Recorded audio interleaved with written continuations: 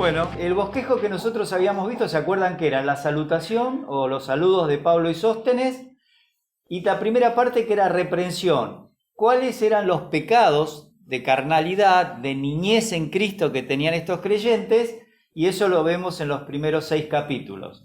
Y los cuales eran, dijimos, divisiones en la iglesia. Esto va a ser importante.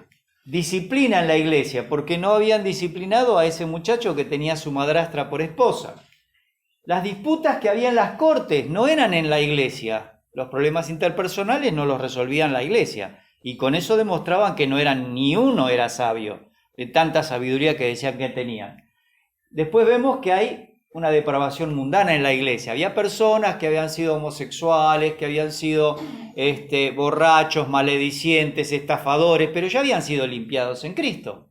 Entonces la propuesta que les está haciendo Pablo en esta reprensión es: ya está, ahora caminen como Dios quiere. Así que lo primero que vemos es que son niños en Cristo y por supuesto también eran niños en Cristo en el culto público. La segunda parte, cuando le mandan unas preguntas, que son las respuestas, contiene temas que yo quiero que recuerden. Capítulo 7, el matrimonio, el divorcio, el celibato y el nuevo casamiento. Esos son temas que se tocan en el capítulo 7 y hay que tenerlo bien claro, pero básicamente para poder ayudar a nuevos hermanos. Recuerden que vienen a la iglesia personas que se han divorciado de otros matrimonios y tienen hijos por 2 o 3 matrimonios. Bueno, ¿cómo puede trabajar una iglesia en ese caso? ¿Cómo permitimos a ese creyente ser parte de lo que ya Dios le permitió, que es ser del cuerpo de Cristo? Así que nuestra tarea, más que ser unos religiosos acérrimos que los mandamos a pararse de la vereda de enfrente para escuchar la reunión, como hacían en algunas religiones en la Edad Media, cuando alguien en la Edad Media, perteneciente a una determinada religión masiva de Europa, había agarrado una Biblia o había hablado con un evangélico, bueno, como primera medida estaba excomulgado. Como segunda medida, si mostraba arrepentimiento y pagaba ciertas bulas papales y todo eso, podía estar de la vereda de allá. Y después podía llegar a estar a la puerta y después podía pasar a estar en el fondo. Y después se podía sentar en el último banco. Y entonces eso llevaba mucho tiempo. Bueno, eso no es lo que tenemos que hacer. Después el tema de qué pasa cuando yo tengo una comida ofrecida a los ídolos. Yo sé que un ídolo no es nada, dice Pablo, y me voy, me siento y me como el asadito de ese toro ofrecido al dios Baco. Pero ¿qué pasa con el creyente que todavía piensa que esa carne fue ofrecida al ídolo y no quiere tocarla, ni comerla, ni sentarse ahí? ¿Qué hacemos? ¿El conocimiento que yo tengo me permite que yo vaya y coma todo lo que quiero? ¿O tengo que pensar en la conciencia débil de ese hermano? Bueno, la idea es que yo tengo que pensar en la conciencia de ese hermano y evitar comer porque no es imprescindible que coma. ¿Se entiende? Ahí es un principio de amor en donde mi libertad en Cristo la cambio para ser de bendición. Luego viene el tema del culto público que yo le decía. Ahí vamos a ver el tema de las mujeres en el culto público. Nos vamos a sorprender de cómo los grupos más grandes que vienen del protestantismo y de ellos que salen los pentecostales, le van a pifiar muchísimo en el tema de las mujeres en el culto público. Se van a confundir tanto que ustedes cuando pasen por una iglesia pentecostal van a ver a todas las mujeres hablando en lengua, gritando, tirándose al piso o haciendo el trencito, y van a ver que nunca Pablo enseñó eso. Vamos a ver también la cena del Señor, que no la estaban haciendo bien. Después vamos a ver el uso de los dones, cómo se tienen que usar. Es decir, todos podemos hablar en lenguas, y eso es lo que vamos a ver. Luego la resurrección del creyente y el arrebatamiento, que ese era un problema doctrinal, obviamente. Y finalmente vamos a ver cómo se ofrendaba a los hermanos para Jerusalén antes que se despida Pablo de la carta. Así que vamos a entrar, si ustedes me permiten, en la introducción solamente. Le quiero dedicar un tiempito a la introducción. Del 1 al 3 está el saludo de Pablo. y también el amanuense que estaba escribiendo, que es, en este caso, Sóstenes, ¿sí? Se cree que es el mismo Sóstenes del libro de los Hechos, que tuvo que pagar la multa para que Pablo quedara libre. Otros piensan que no, pero no hay otros Sóstenes en la Biblia y nadie puede decir que este no es. Así que para nosotros va a ser ese. Vamos a ver el tema de la iglesia. Bueno, los saludos. En estos saludos, que va en el capítulo 1, acuérdense, primero él saluda, pero después él los alaba porque tienen una posición espiritual en Cristo.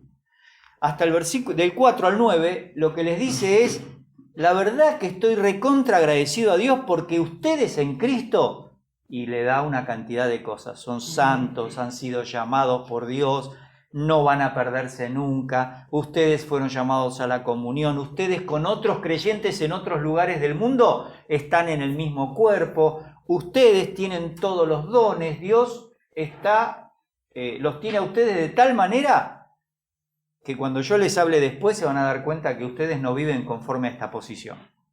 Es la idea. Después van a ver las acusaciones, porque hay una conducta carnal. ¿Cómo es el asunto? Están sentados en lugares celestiales con Cristo los creyentes, pero ustedes en la vida diaria están divididos, peleándose, discutiendo quién es más importante. Bueno, eso es lo que vamos a ver. Ahí vamos a ver las razones para la conducta carnal que tienen, del 1.18 hasta el capítulo 4, versículo 5. Ahí vamos a ver por qué. Y justamente van a estar los capítulos más complejos que tienen los creyentes por lo general, que siempre no saben usar los textos, de la sabiduría del mundo versus la sabiduría del Evangelio de la gracia. Y por supuesto, ¿por qué? Porque ellos mezclaban el mensaje del Evangelio de la gracia con la sabiduría del mundo. Ellos pensaban que había que tener mucha sabiduría del mundo. Pero el Evangelio de la gracia es muy simple. Lo sabio de Dios no puede ser entendido por lo más sabio del mundo, pero al punto que Pablo dice, lo necio de Dios. Si hay algo que puede ser tonto y necio en Dios, bueno, eso no puede ser entendido por el mundo. Porque Dios prende a los sabios en su sabiduría. Claro, ¿quiénes eran los que buscaban sabiduría? Los griegos. Y la pregunta de los griegos era, ¿cómo me puede salvar alguien que dice ser Dios, se hace hombre, va a la cruz y muere? Y encima los griegos no creían en la resurrección. Entonces, esa mezcla del Evangelio de la gracia con la sabiduría del mundo no estaba muy clara. Y en segundo lugar, ellos estaban mezclando el ministerio del Evangelio de la gracia, es decir, cómo es una persona que sirve al Señor con el sistema de liderazgo del mundo. Por eso ellos estaban diciendo, no, yo soy de Pablo, porque a mí me gusta que Pablo es un apóstol a los gentiles, y yo soy gentil, diría alguno. No, pero yo prefiero a Pedro porque yo tengo raíces judías, y los judíos somos superiores. Estaban buscando líderes humanos. Y lo que les va a explicar es que no hay líderes humanos en el Evangelio de la Gracia. El único líder es Jesucristo. Y los siervos están para hacer un servicio, no para enseñorearse y ser líderes de facciones. Esto es lo que se discute en estos capítulos. Y por supuesto, la solución del 6 al 21 del capítulo 4 que Pablo les va a dar a ellos. Así que vamos a mirar la introducción. Los versículos dicen, Pablo llamado a ser apóstol de Jesucristo por la voluntad de Dios y el hermano Sóstenes, a la iglesia de Dios que está en Corinto, a los santificados en Cristo Jesús, llamados a ser santos con todos los que en cualquier lugar invocan el nombre de nuestro Señor Jesucristo, Señor de ellos y nuestro, gracia y paz a vosotros de Dios nuestro Padre y del Señor Jesucristo. Yo me quise anotar 7 puntos que me parecen importantes y son rápidos, expositivos. El primero, el apóstol Pablo habla de que él tiene un llamamiento para ser apóstol de Jesucristo. Ese punto está dado, ¿por qué? Porque en otras cartas él va a decir, por mandato de Dios, en 1 Timoteo 1:1, apóstol por mandato de Dios. Acá dice por voluntad de Dios, como vimos recién. Así que uno lo que cuando entra en los temas de estos siervos, tiene que entender que la voluntad de Dios es algo que siempre se cumple y que el mandato de Dios siempre está de acuerdo con su voluntad. Entonces no puede fallar. Esto es exactamente igual con el tema de la salvación. Si alguien está elegido para ser salvo, no va a fallar en llegarle el mensaje. Por eso cuando nos preocupamos por las personas que viven en el África y la gente que tiene misiones, que junta dinero de la gente, porque dice, bueno, si vos no podés ir, podés poner plata para ir al África. Bueno, las organizaciones a veces son más grandes que lo que reciben los misioneros. Hay cientos de personas en un esquema que viven de las ofrendas y lo que les llega a los misioneros siempre es mucho menor. Entonces, se perdió lo que existía en la época bíblica, que era que cada iglesia determinaba ayudar y eso se llevaba y se colocaba para distribuir. Ahora no, ahora se arman organizaciones que dependen de ese dinero. Entonces, pensamos, bueno, si no podés ir hasta allá, poné dinero. ¿Qué tan cierto es eso? ¿Necesitamos que sea así? ¿O solo tendríamos que preocuparnos por los que conocemos que sabemos que están en la obra? Son preguntas que hay que hacerse porque no hay que olvidarse que la voluntad de Dios se va a cumplir. Siempre. Participe o no participe. Si participo, probablemente tenga recompensa. Participo en las coronas. Si no participo, soy dueño de hacerlo. O sea, no hay que dejarse manejar por las emociones. Mirá, el llanto de los que están en el infierno, mandato de arriba. Esas son presentaciones lindas, pero a mí la Biblia me dice en Mateo 28 que mientras voy yendo, lleve el Evangelio. Esa es mi prioridad. Y si la administración de mis bienes es suficiente y puedo colaborar en la obra de personas que conozco en la obra, es un buen paso.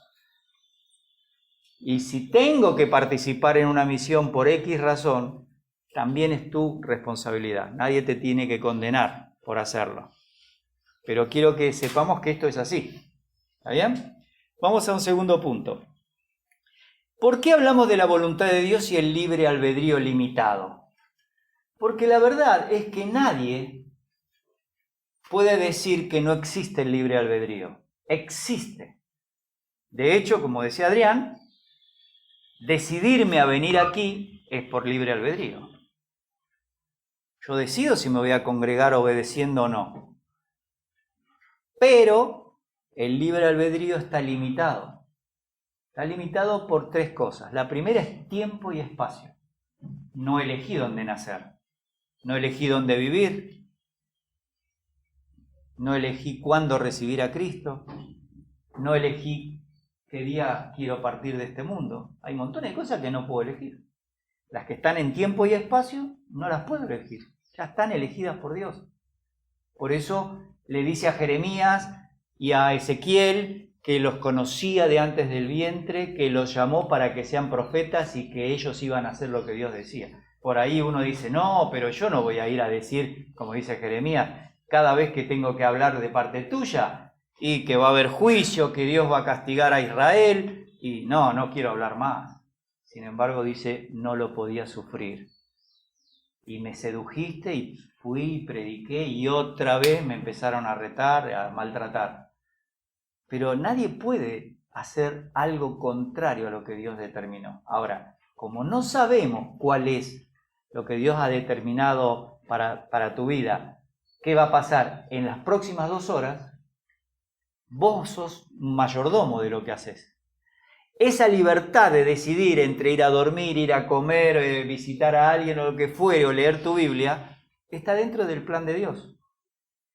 Así que el libre albedrío está limitado, pero tenemos la responsabilidad de la decisión.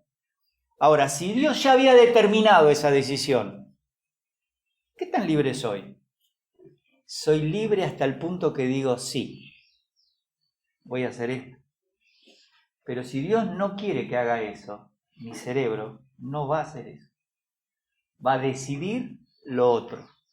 ¿Se dieron cuenta que eso nos pasa muchísimas veces? Bueno, llegar a entender este punto es empezar a caminar en armonía con la voluntad de Dios.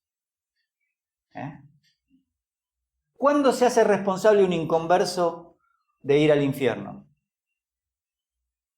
Ya está condenado al infierno porque está en Adán. Y si no le llega el Evangelio, porque es un indígena que jamás le llegó el Evangelio a ese lugar y se murió sin escuchar, ya estaba condenado porque estaba en Adán. Y si le llegó el Evangelio y dijo que no, ahora tiene otra razón por la cual en el juicio del trono blanco va a estar en el lago de fuego y azufre. Jesús les dijo así a la gente que lo escuchaba: ay de ti Corazín, ay de ti Betsaida, porque si en Sodoma y Gomorra se hubieran hecho los milagros que yo estoy haciendo acá, ellas se hubieran arrepentido. Así que el día del juicio va a ser más tolerable para ellos que para ustedes, que habiendo estado yo acá, no me hicieron caso. Y esos son grados de castigo. En Adán, todos condenados. Si tuvimos ocasión de rechazar una vez, 2, 10 veces, peor. Pero ven, la libertad o el libre albedrío está siempre condicionado por lo que Dios determinó en la eternidad pasada. ¿Está bien? Vamos al punto 3. Hay un ayudante de apóstol. ¿Se acuerdan lo que dijimos? El ayudante de apóstol, en este caso, también escribe, pero es alguien que elige el apóstol para que le ayude. Este Sóstenes era un principal en la sinagoga donde Pablo fue a predicar, en Corinto. ¿Quiénes son los destinatarios? La iglesia de Dios. Esto es muy importante, porque aun cuando eran carnales y tenían toda esa inmoralidad adentro, seguían siendo, ¿qué? Iglesia de Dios. Son los que Dios llamó afuera de este mundo. Somos, como decía Adrián, también del mismo cuerpo que eran estos creyentes de Corinto. Sin embargo, el hecho de ser una iglesia no implica la perfección en la santidad. Práctica, diaria. Eso es posicional. Y según Filipenses 1:1, que les coloqué el texto, la idea ¿cuál es? ¿Cuándo hay una iglesia? ¿Cuando se juntan 5 o 6 en una casa? No. Filipenses 1:1 dice, cuando hay pastor o pastores y diáconos y santos. Porque no, por ejemplo, en el caso cuando se forma el mormonismo, José Smith se junta con 2 testigos que vieron con él las planchas de oro con caracteres egipcios, así literal, porque se ve que no sabía decir caracteres este muchacho, José Smith.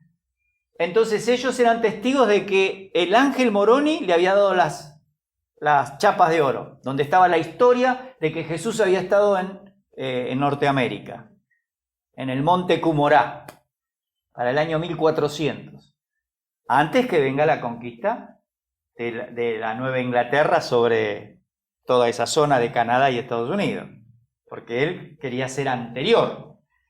Entonces, cuando después le preguntan a los otros 2, dice, no, nosotros la vimos por fe a las planchas de oro.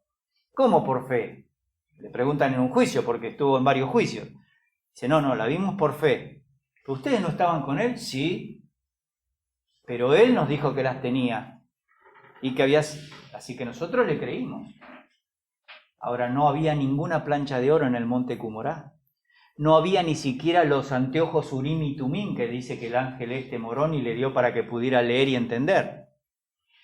Si hubiera sabido que Urim y Tumim eran 2 piedritas, no hubiera visto nada con las piedras puestas en los ojos, porque eran piedras para llamadas luces y perfecciones que tenía el sumo sacerdote en el pectoral, y con eso, cuando había ciertas situaciones difíciles, se llamaba echar suertes prácticamente, era sacar si era una u otra, para condenar o para perdonar a alguien de algún problema. Así que esta iglesia se forma cuando están los santos y los líderes, que no son líderes desde el punto de vista mundano, sino siervos para que la iglesia pueda crecer. ¿Se entiende eso? Punto 5. A estas personas Pablo les dice que son santificados en Cristo, puestos aparte en Cristo. El problema mayor que tenemos los creyentes es creer que ser santo es ser impecable. Bueno, no hay eso. Cuando la Biblia usa la palabra santo, quiere decir puesto aparte para un determinado uso. Y Dios nos pone aparte para un determinado uso. Ahora, ¿implica que somos impecables? No. ¿Está bien? 6. Dice, a los llamados a ser santos, con todos los que reciben a Cristo como Salvador. Así que toda persona que tiene a Jesucristo como Salvador está llamado a ser puesto aparte para que Dios use su vida. ¿Se ve? Ahora, esto es igual con todos los que se van convirtiendo en el mundo. Es lo mismo. Llamados a ser santos. También vamos a encontrar que estamos llamados a la comunión más adelante, en capítulo 1. Y 7. Además dice, Cristo es el Señor de cada salvo, Señor de ellos, Señor nuestro. A los corintios le dice, Señor de ustedes y Señor de todos los creyentes. Así que aparecen las dos ideas, Salvador y Señor. Uno tiene que ver con la acción de Cristo de salvar a la persona, que ese es el primer conocimiento, y el otro es con que Él es Dios, Él es el Señor, y ese es el segundo aspecto. Yo creo que aquí estaría bien para que terminemos esta introducción, porque lo que quiero hacer la próxima semana es saltar desde el capítulo 1, 4, hasta el 6:21. Y si puedo, colocar 7 y 8 y 9, incluido el 10, como para que nos quede directamente una sola lección para el tema del culto público. ¿Está bien? Así que si hay preguntas, hoy hablábamos con Johan de poder ir pasando los pasajes a la página de Facebook de la iglesia, para que ahí todos los días también vayan apareciendo los pasajes de nuestra hora silenciosa. Hay preguntas que mucha gente nos va a hacer y las vamos a contestar los domingos acá con respecto a las lenguas, básicamente. Así que bueno, les agradezco el tiempo y les animo a no dejar de hacer la hora silenciosa. Lejos estaba de allí, un camino no había para acercarme a ti. Por mucho tiempo pensé que creer en tus manos era solo un cuento del ayer. Y ahora que lo puedo entender, tu amor eterno en mi ser.